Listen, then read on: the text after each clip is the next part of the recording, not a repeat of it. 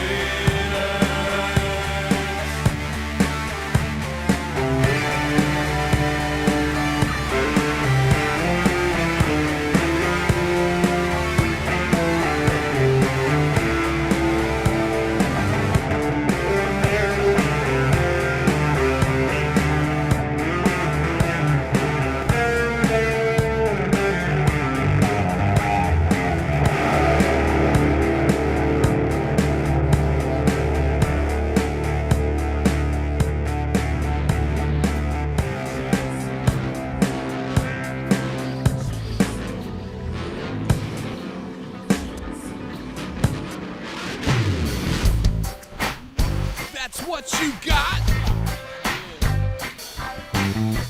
You're up against the machine too strong. Pretty politicians buying souls for puppets who won't find their place in line. But tie a string around your finger now, boy, cause it's just a matter of raw time. You've got no chance!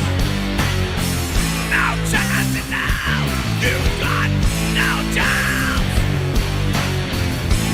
Chance in hell. No chance in hell. No chance.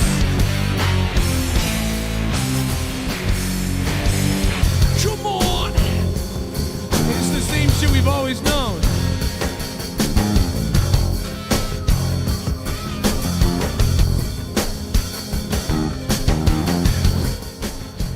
All right, we're 4 episodes deep into the Vince McMahon documentary, and quite honestly, I think this documentary is titled completely wrong.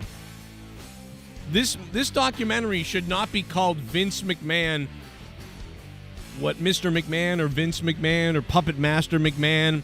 This episode is totally, this whole series so far is titled inappropriately. Because to be honest, guys, I gotta be honest, this is not a documentary so far about just Vince McMahon. In fact, most of it isn't, I feel like.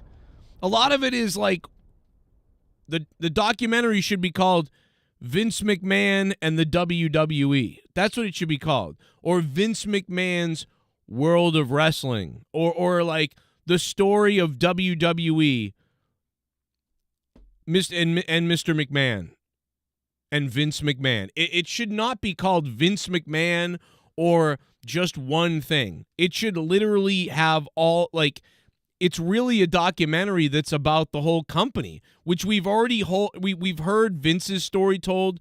We've heard the company's story kind of told. I do think that this is a good conglomeration of like everything all in one. Like if you were to sit down and say, "Listen, Joe, I'm not going to ever watch a WWE documentary of the past. I'm not going to watch the Mr. McMahon DVD from back in the day. I'm not going to watch any DVDs or anything about the WWE. What can I watch that just kind of sort of shows you a little bit of the whole company's story ever?" Well, then I would point you in this direction of this documentary, because this documentary points out a lot of key moments that we all know about already. A lot of nice upscaled HD imagery of past WrestleManias and things like that. And really, this should have been called The History of the WWE, or Vince McMahon and the History of WWE. That's what this should be called. So, man, if you were looking at a lot of behind-the-scenes stories, a lot of, like, crazy shit you've never seen before, the Mr. McMahon DVD. Bro, like, I don't even know what Vince is upset about. The Mr. McMahon DVD craps on Vince almost more than this. Bro, in the Vince McMahon DVD, they have Stephanie sitting down talking about how my dad wanted me to have his baby, like, and I was uncomfortable, and I was like, absolutely no. And then they're cutting to Vince, and Vince is like, do I go too far sometimes? Maybe. You know, and things like that. And it's like, that's in the Mr. McMahon DVD. Like, they put that out. He approved it. He basically was like, yes, I'm kind of a fucked up person. Put it in the DVD. I'm not the same guy. I'm not the Mr. McMahon character. That's not 100% me. But there's a part of that, and there's a perception that that's all I am. So we'll go with that.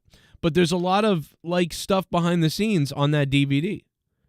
So if you are, again, like, it is so far of the 4 episodes, and there's no revelations about the Montreal Screwjob. All I'm seeing, dude, there's so much nothing in this documentary that people are out there making up shit. A huge revelation of the Montreal Screwjob. No, there isn't. There is nothing different in the Montreal Screwjob. The revelation that Triple H helped orchestrate it. That's been known forever. Triple H is on all the other DVDs. He's on multiple other DVDs. He's on the Bret Hart thing, on the other story, where Triple H said, I told Vince, screw him. If he's not going to do business, here's, you do business for him, and here's what we're going to do. And we all knew Triple H helped Vince with that. Triple H was like one of the leaders of, like, fuck him. We all knew that. And it's been said forever. It's on their DVDs. Yet there's people running news stories today that are like, oh my God, the revelations. What are you talking about? There's no revelations of this. We all knew this already. Dude, people are just either don't remember or stupid or something. And then we all laughed at it because in the Bret the Hitman Hart documentary, Wrestling with Shadows, Triple H is in the back and he's like, I swear to God, Bret, I'm sorry. I don't know anything. It's like Triple H played little, I don't know, lost puppy dog. And we all know that he was like one of the loudest people that was like, F him. but he was trying to be quiet. So wasn't Triple H. So who knows what Triple H will do and say. But we've all said this, and that's why Brett thinks they're all slimy bastards. You know, Earl Hebner lied to him. Triple H lied to him. Shawn lied to him. Although I think he kind of had some feeling Shawn knew, but knew how could he ever say it. So in some ways, he like maybe could forgive Shawn more because Shawn had been instructed that way. But for Triple H to go out of his way to be like, Brett, I don't know, man, I'm just crazy. You know, like Brett really got pissed at that. So we've already known all this forever. If you don't know this, you're living under a rock or something. So, yeah, to me, I mean, just ridiculous that there are people running stories that are like, oh, my God, the revelations that have come out in this documentary. I've watched 4 episodes of this documentary so far, and I basically I haven't almost learned anything.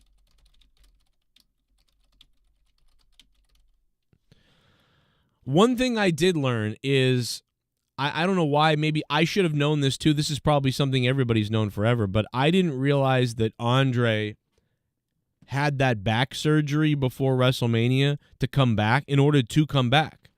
I didn't really realize that. I thought that he had, still been with the company in a good way and was still wrestling. I knew that his back was really bad during Princess Bride, and it was at the end of his career. He was done, for the most part, but I didn't know that Vince was like, get this surgery and come back. That was, I don't know why I never realized. Maybe I did know that, but I forgot. So there are things I can see you forgetting and maybe not knowing about, but my God, bro, the people running with these fake stories today, they must be like 25-year-olds with a YouTube channel. You know what I mean? I don't know.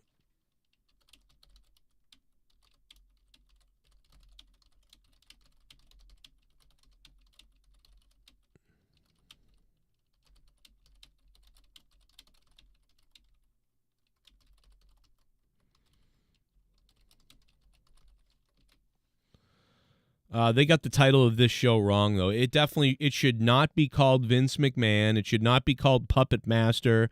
It should not be called any of those things. It is so wrong that it's called that. So far, what I've watched is a documentary of WWE. Because you start off with Vince McMahon and all his lineage and all his story, and then you go right into the wrestling part of it and the drama of what happened in the WWE. Sure, they're skipping over some stuff because there's only 6 episodes. You would really need like 30 episodes, I feel like, to tell the real story of this company. But it's 70% of, I believe so far from what I've seen, is 70% of this show has been about the WWE and not really about Vince. But whatever, like, I don't know. It's just not that crazy, like, to me. Come on out, you rapist! The Mr. McMahon DVD buries Vince more than this does. Like, have they ever seen that? I can't believe Vince McMahon was trying to buy this for who knows what, like $300 million or something, to try to get this to not come out or to try to rework it or something. God Phoenix, thank you for becoming a member, my friend. God Phoenix, I appreciate the membership. Haven't done a live stream in a bit in the day, but here we are. If you want to, yep, thank you for that. So you can super chat. The donation link is pinned to the top of the chat box up top there, or in the description box, either way you want to do it. If you guys like these day streams, feel free to fund them and let me know. And feel free to really fund them. I'll skip a day of work. Wave Face Killer says Netflix turned heel on everyone. Yeah.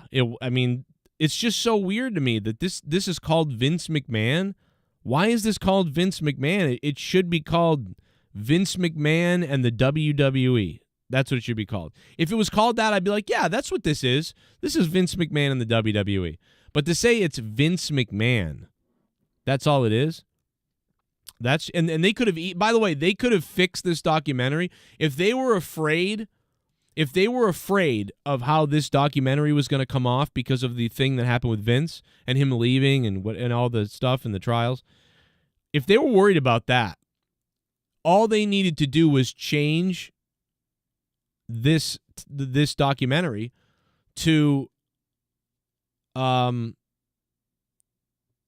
know, the story of the WWE or the wrestling world or the ringleader or the ringmaster or, you know, the puppet master. You could have called it Puppet Master with his eyes glowing and the ring of wrestlers in it. Or you could, but like that's misleading too, because it's not like that. It's not this dark tale. Like Dark Side of the Ring does this. That's not what this is at all. I mean, maybe at the end there's going to be a revelation I don't know about. We're on episode 4 right now, and I'll be live tonight to talk about it potentially. But right now, I'm watching the story like of a quickened version, a rushed version of the entire history of the WWE from, you know, Vince's birth. So like it's the story of the WWE from Vince McMahon's birth and beyond. But like it's not about just Vince at all. It's like 70% about WWE and about the wrestlers and WrestleManias and the dramas, and Vince is there, but he's only 30% of the story in my opinion so far. So that's what, like, it's a WWE documentary with focus on McMahon. It could be called Wrestling and Vince McMahon or Vince McMahon and Wrestling. I don't know, man. It's just not, it's fine. It's pretty good, but it's not like it's nothing crazy. But maybe there'll be something better, and they're just sort of building everything up to get to the. Maybe they're trying to just build everything to get up to the episode 5 and 6 where they really filmed all that new material, and there's gonna be, and then the end will have the what's going on now, and it'll be this big revelation thing. And so, like, you need to watch all the episodes to remember and be caught up on everything, and then get there. So, you know, that might be what happens, but so far, it's just kind of like, yep, I've seen all this before. Okay. We'll see.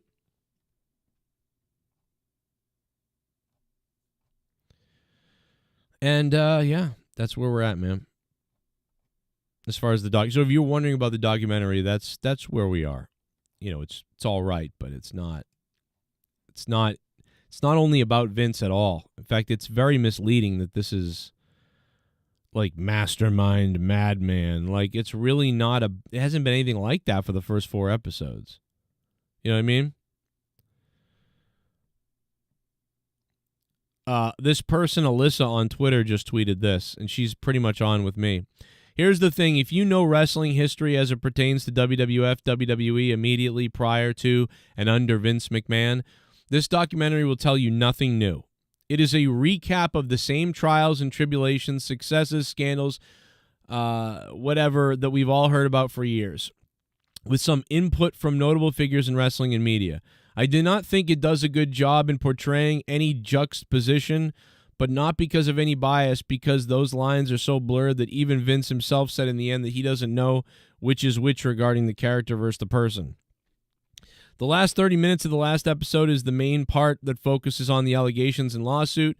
Nothing new being presented there either, which shouldn't surprise anyone. Also, Hulk Hogan said that he doesn't think WWE will survive without Vince. Hulk Hogan is dumb. Stone Cold said he doesn't buy into CTE for some reason. Taker was surprisingly pretty anti-inflammatory. I was worried about what he would come out with. John Cena just danced around things as much as he could. Once the conversation took that turn, Bischoff did what he does. Same with Bret Hart. Meltzer was surprisingly good. Honestly, Tony Atlas had some great inputs surrounding the dynamics of backstage. That's crazy because Tony Atlas is out of his mind. I can't even believe he's, like, I'm sorry to say, I can't believe he's functioning. Overall, a good watch, a somewhat unsettling yet fascinating all look. This is exactly what I thought. Nothing groundbreaking in that it doesn't serve to humanize Vince, but it doesn't necessarily serve to demonize him either. So yes, this is a big nothing burger. This is what I'm telling you. It is a big nothing burger. That's what it is.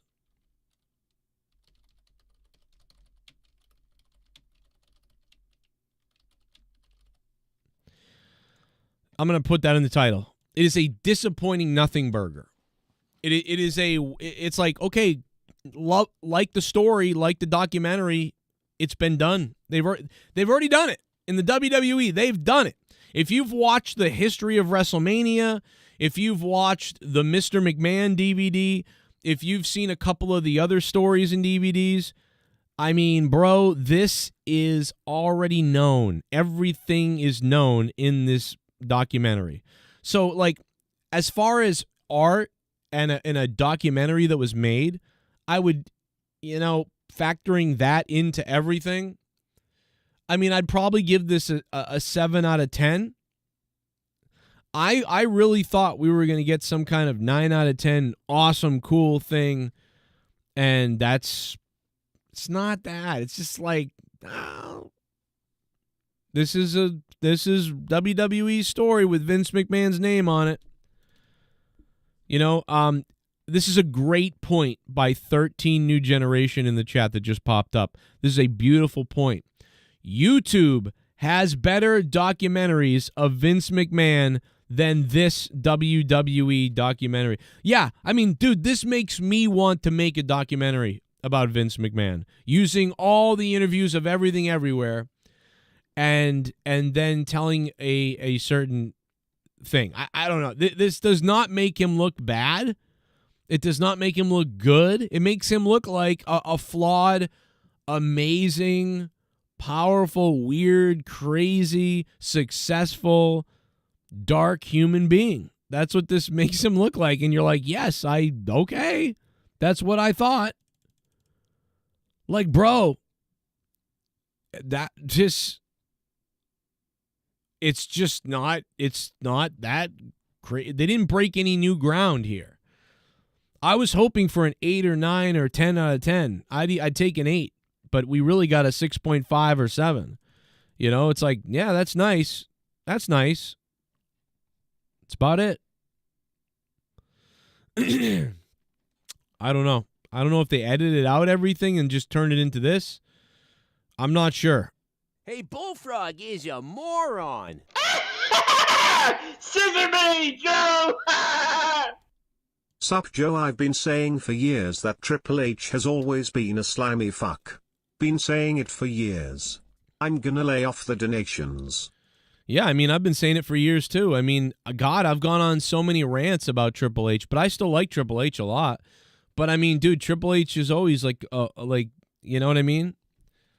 But I've gone on rants about it. Like the guy, back in the day, he was he was pretty fake back in the day a bit. If he wasn't your friend, he would bury you. He'd be like, oh, fuck that guy. Let's just bury his ass. He's very Young Bucks, Triple H, back in the day. I like Triple H. And I think he did what he had to do. And I think he said he saw Bret Hart and was like, yo, this guy's not on board with us. Screw him. They're at different levels of their careers. Bret Hart was I'm like the big legend Bret Hart. I'm like I'm going to WCW. And Triple H was still the lower man on the totem pole of WWE, and he was trying to make something himself. And any attack by Bret Hart or BS with Bret, on the company hurts the company and hurts Triple H. And he saw it as like, hey man, if he doesn't want to just drop the belt, like he's a fucking wrestler, like let's just beat him. I don't see that even being that slimy. Do you know what I mean? I get it's a little bit stoogey, but I don't think so. I think Triple H really meant it. Like, fuck this guy, man. What the hell, bro? Dude, let's just rip it off. Like, let's do what we got to do to take this off him. He saw Vince and Hart, and they're at some just stalemate about what to do. And I think Triple H just said, at some point was like, yo, Vince, you're the boss. Fuck this guy. What the shit? He doesn't want to do this? Like, screw him. And I don't blame Triple H for that. I mean, it's a little weird later when he goes, Bret, I don't know, man. I had nothing to do with anything. So I know that he does look slimy, and he is a little bit slimy and has been slimy before. Triple H can politic with everybody else, I'm sure. They're all wrestlers. They all got weird egos and shit. I would have it too. But, do I think that I've ranted about Triple H before being like, oh, remember when he lied about this, that, and the other thing? But at the same time, I get where Triple H was coming from because, in the end, Vince could have done that. Vince could have just said, yeah, Brett, well, then, you're not going to go out and wrestle in Canada. And, I'm going to just take the belt off you. I mean, who knows? He was being a good little soldier, I guess. And I think, Bret Hart, in a way, got screwed a bit because Bret Hart, so many years Hulk Hogan dominated what was going to happen. Here's what's going to happen, brother. I'm Hulk Hogan. And Bret Hart got screwed by that. And then the minute that Bret Hart's on top and that Bret Hart is finally like, well, no, I'm not going to do that, then all of a sudden it's like, oh, well, we're not going to let you be like Hulk Hogan was. You know what I mean? He got out-alphaed. But also there was the WCW and people jumping ship, and there was a reason to be concerned where before there wasn't. Hulk Hogan, they didn't know that was going to happen with Hogan. He was going to go to WCW. And so now they had to worry about that. So it's a little bit of a different business, more of all the boys in the locker room versus everybody else compared to, oh, we're the only company and it's all about the egos in the locker room and that's it. It's a different dynamic than there was in the past. Shit bum. I'd love to see Netflix do one on Eric Bischoff and WCW. Well, I mean, sure. Me too, I guess.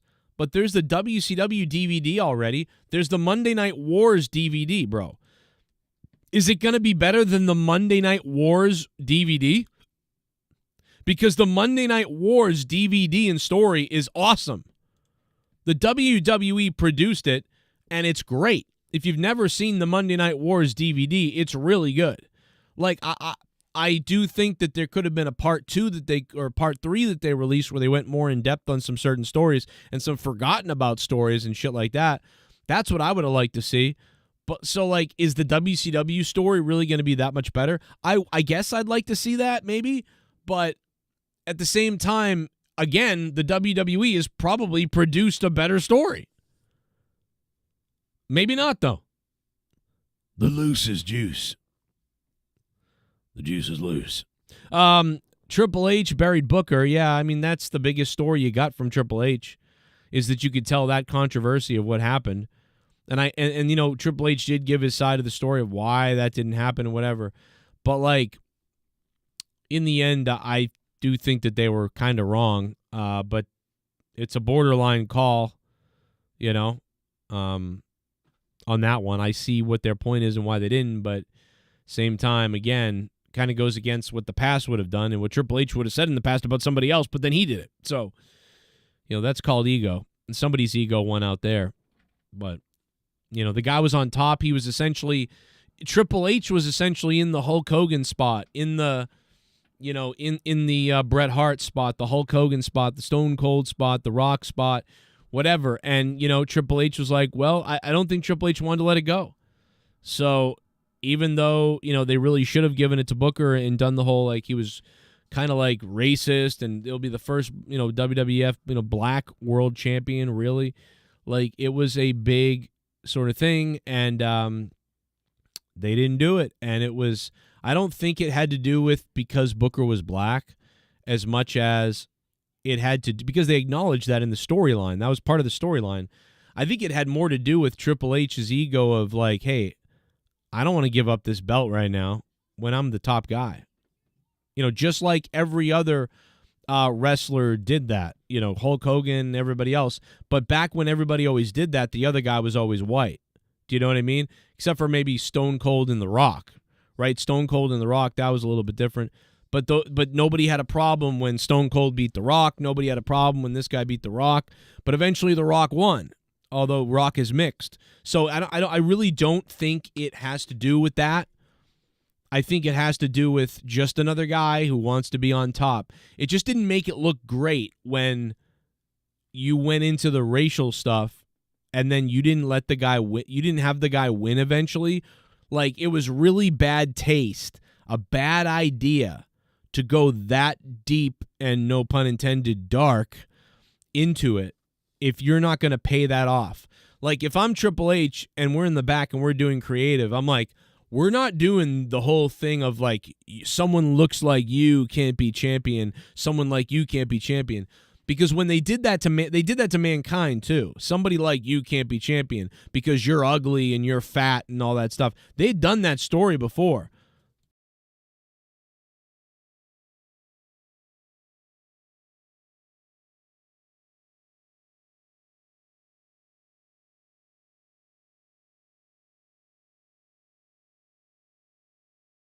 So it's, they've done that story before with Mick Foley, the ugly duckling and whatever else. And that's what they were doing here. But the difference is Mick Foley won. Eventually Mick Foley won. And eventually Booker T won too. They just didn't do it there. Now, eventually Booker T won, and it was later on. And I think part of why they thought they weren't going to do that was because that there was so much other shit going on at that WrestleMania that they wanted to make it, maybe they wanted to make it more special. I don't remember the full story, but because then they did it, right? They did it later on. So wasn't it just that they were like, well, it's going to get lost in the shuffle at this WrestleMania. It doesn't feel like we should do it yet. But I don't know. I'm not 100%. I'd have to look at that. That would be a good story. Do 30 minutes on that. That's probably on YouTube. There's probably already the 30-minute video on YouTube about that that's better than anything anybody else is going to produce. So what Netflix should really be doing is looking around at YouTubers and being like, yo, we'll buy this off you, take this off YouTube, and we'll put it exclusively on Netflix. Here's $10,000. Something like that.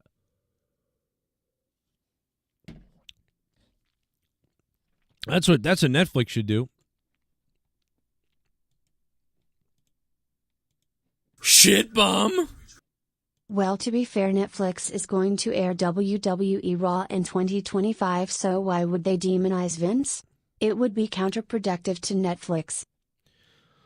Deacon Batista, thanks for the $5. Well, I don't want them to demonize Vince necessarily. I don't care about. I like Vince. Do you know what I mean? Like I don't think you guys understand, man. I love Vince McMahon in a weird. When I was growing up, again, my father, I got into wrestling when I was 5 years old. 5 years old, I got into wrestling. It was WrestleMania 4 and 5.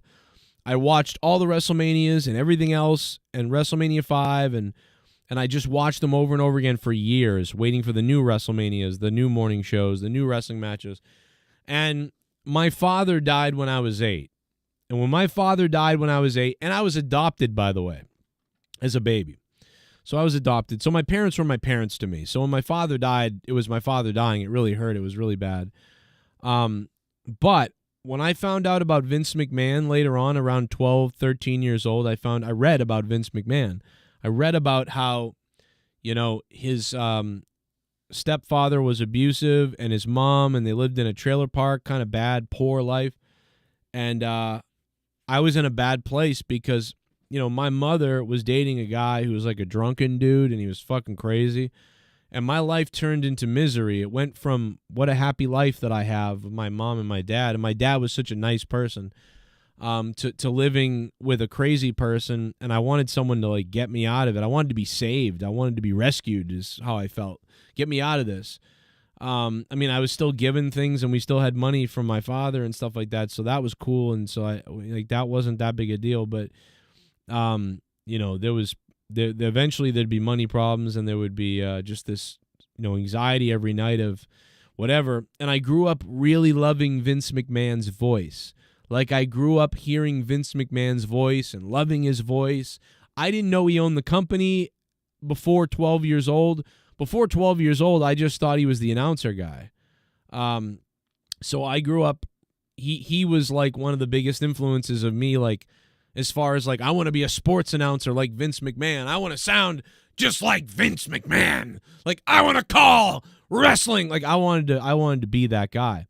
So I loved Vince McMahon for that reason. And then I used to have this thought like, hey man, what if Vince was my dad? What if I was adopted?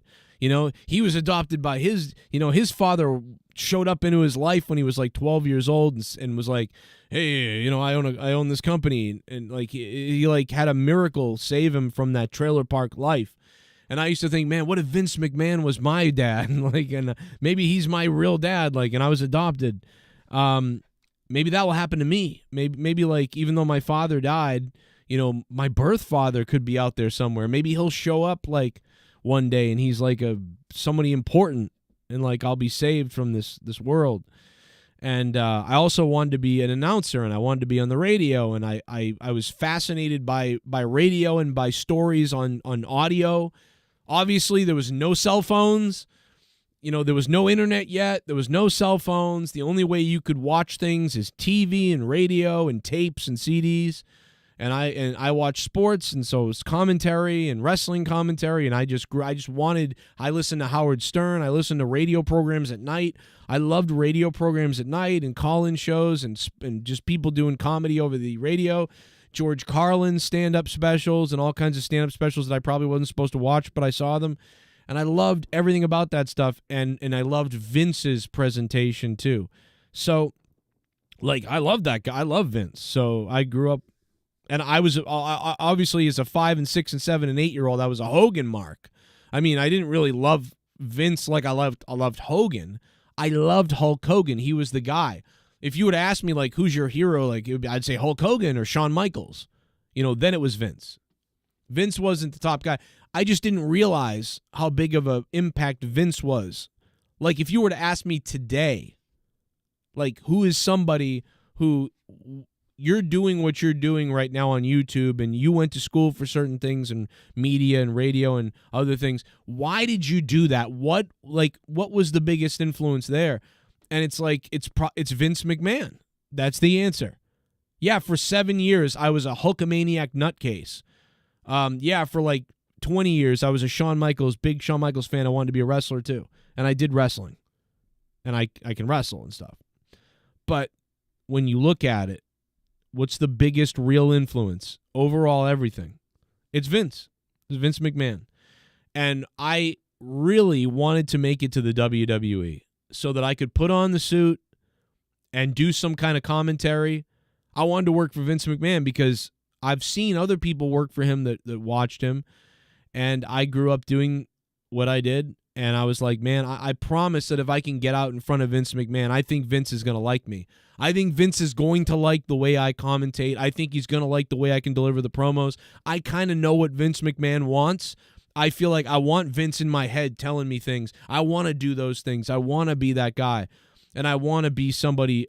I think I understand him because I've spent so long watching everything he's ever done that I think I would connect. I'm not an outsider. I'm not Mauro Ronaldo. I don't not understand all the shit. Like, even though he's got a great voice and a great call, I'm not some of these other weirdos who are like they're scared, they're soft-spoken, they sound like robots. Like, I find under the gun, all these things I wanted really badly, probably because I wanted to be like, yeah, you know, like you kind of created a little bit of me. But so I love Vince. And that's not true at all about not liking Vince or wanting to see Vince destroyed in a documentary. I don't want to see that at all. I'd love to hear about all his real flaws. That's fine. You want to talk about some of the worst of somebody? That's fine. If you want to talk about the worst of Vince McMahon, okay. But, like, let's talk about the best of him, too. I don't mind if you talk about the worst about Vince McMahon as long as you're going to talk about the best of him, too. Talk about the best of Vince and talk about the worst of him. I'm game for that. They didn't really do either one of those to me. They just sort of said, this is the story of the WWE. Here you go. And here's the Vince McMahon documentary. You've pretty much seen all this stuff before, but here you go. Hey, Stacks Monet, thank you for the membership, man, but appreciate that, bro.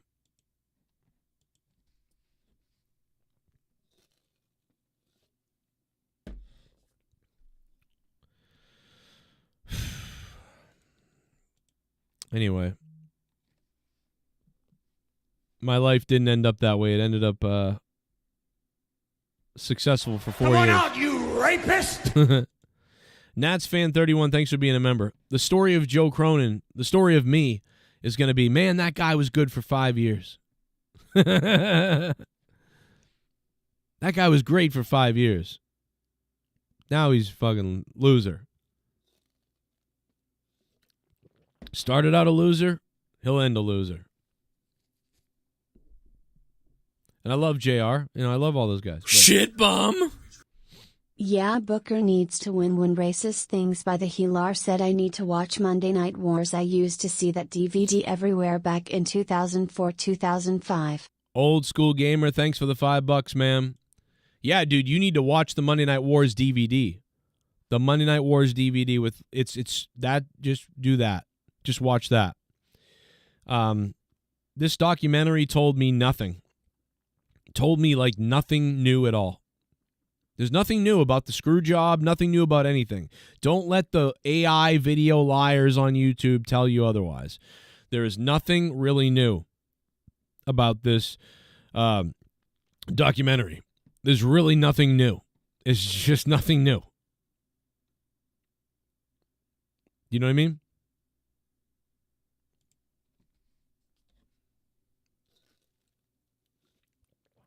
Terpa, they do like... people do like my commentary. That's the weird thing. I think it's got to do with like other videos that they've seen. They don't understand that I'm Dan.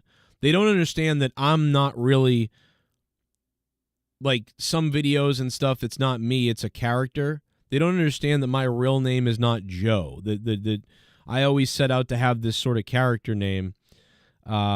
So if I do something, they think it's all real. They don't. I'm literally playing them. They're like marks for me. They think I'm this crazy, swearing, crazed, person that would be canceled or whatever else like that. They don't know that, that's a different side. Like I've blurred the lines too much. They don't understand. So that's the problem. They've already told me they've already been like, come, like we would like to have you, But it's really nice that I'll just say that it's nice when people reach out and say it in the background, I guess. Man, I've had phone calls. They've been really cool. Hey, we really, like, this is, like, 100% you'd be here. You would be here right now. Like, I've had wrestlers reach out to me. Like, yep, you should, I just want to let you know that this was really good. This commentary or whatever from whatever night, I sent it. I had one guy reach out to me and tell me that he literally brought it to somebody and their big room, and the guy was like, "Oh yeah, I know this guy. We looked at him, but he swears and stuff." And I'm not talking about Road Dogg. I'm talking about other people. So like, and then that wrestler had to come to me and be like, "Dude, I brought this stuff to them, and they already know you," and they were like, "Hell yeah, but no, we can't." So there you go.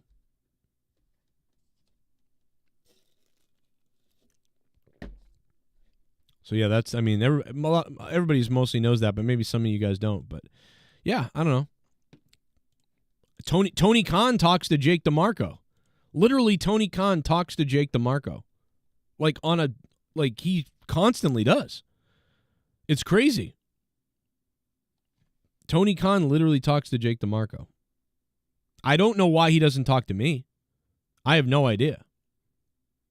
He doesn't talk to me. Cody Rhodes and the PR people at AEW talked to me for a little while, but they don't talk to me now. And they talk to Jake, but they don't talk to me. So I don't know. I think that I maybe did too good of a job on some of my like rants or some of my whatever, where people think that guy sucks. That guy's a bad guy. I don't think people understand the real me at all. You know what I mean? Like I will I don't know. Or maybe not. Maybe my rant, maybe it's just rants. They heard things and they were like, "Whoa." I don't know. I'm not really sure. But I know that it's something to do with me, man. To answer your question, it's people don't like me. Or people are scared of me. I'm not really sure. But I know one thing. I couldn't have had this YouTube. I don't think I could have had this YouTube channel the way I did, and I couldn't have, got in my house and had a good run on YouTube for a while without being what I wanted to be on here. But I think it also cost me, I guess I need to die and then come back as, reincarnated as a different person, but like the same soul, you know? And maybe when we die, we come back, maybe we come back as like, you know, new souls, you know, or we are eternal souls that keep coming back. Maybe I'll come back and I'll be kind of this more clean cut guy, and you know what I mean? I'll watch kind of what I say. I won't do, you know, risque skits and things like that, and I'll come back and I'll just, you know, I'll play it straight, and maybe I'll be a commentator or something like that, you know, and I'll live this honest life of what I wanted to do instead of, you know, oh, sorry, you're that guy. You know what I mean? You don't really get a do-over. It's like when you get banned from Amazon or something like that. You did the shipping wrong for a couple of weeks, and you got reported, and they take away your Amazon account. You know, and you can never really apply again. You know, so maybe I'll get reincarnated someday, and come back, and get to do what, you know, what could support my family, and what could also fulfill me, you know? But, you know, this YouTube stuff still works, kind of. But it's really hard working the other 55 hours or so that I work other jobs. God, it's 60 hours, isn't it? It's like more than that. Yeah. It's hard to do it all. So, but yeah, again, I don't know what to tell you. There's really not a lot here. I've watched 4 episodes of the Vince McMahon documentary. I'm going to go watch the last couple. There's 2 more left, and I have learned almost nothing new, pretty much nothing. And I don't know why it's called Mr. McMahon. I don't get that. It should be called Mr. McMahon and the WWE story. That's what it should be called. Very misleading.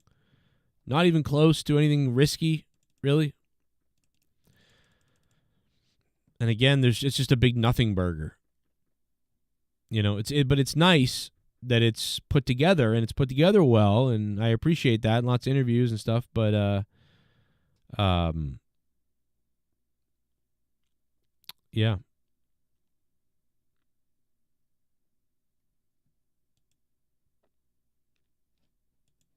That's about it.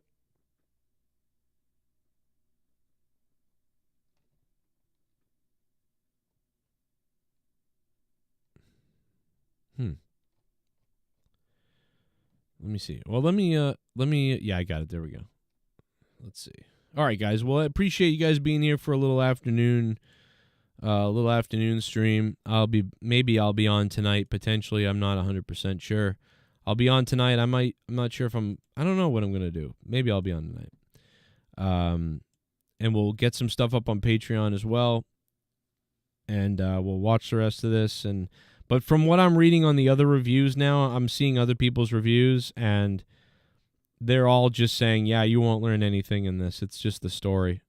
So it's just the story of the WWE from Vince McMahon's birth to now. That's all it is. 6 episodes of that. It's nothing crazy at all. So, okay. Like it's a little bit disappointing in a way, but it's well done too, so it's nice. But I just think I was really excited for this thing for 3 years? 3 years of waiting for this, and all we got was a retelling of everything we pretty much know already. So it's sort of a disappointment to me a little bit. And that's why. But I mean, well done, and it's good.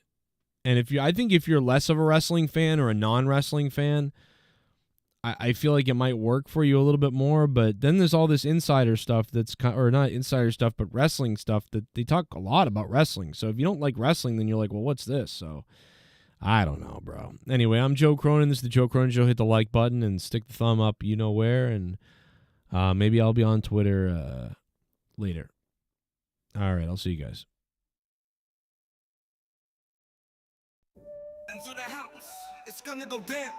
Whether you're white and you're brown, you can never leave town. Been over there, taking in the rear. Sloppy first, sloppy second, sloppy third. get ready to squirt. Get the baby oil. Get the baby oil. Rubber dub. Get the baby oil. Get the baby oil. Yeah. Let's get sloppy, let's get you drugged up. Let's get you to shush up while I release this nut in your butt. Get ready for butt stuff. Puff, puff, daddy. All up in your piece. Here comes the cue to cry. Here comes the release. Just like the beat, you don't sleep. While I play around with your private hole and go deep. The baby oil. Get the baby oil. Get the baby oil. Rubber dub. Get the baby oil. Get the baby oil. Get the baby oil. Rubber dub. Get the baby oil. Get the baby oil. Puff, puff, daddy. All up in your piece. Here comes the cue to cry. Here come the release. Just like the bees, you gon' sleep while I play around with your private hole and go deep. Get the baby oil. Get the baby oil. Get the baby oil. Rubber dub. Get the baby oil. Get the baby oil. Get the baby oil. Rubber dub. Get the baby oil. Into the house, it's gonna go down. Fuzzy, you're white and you're brown. You can never leave town. Woo! Bend over there, take it in the rear. Sloppy first, sloppy second, sloppy third. Get ready to squirt. Get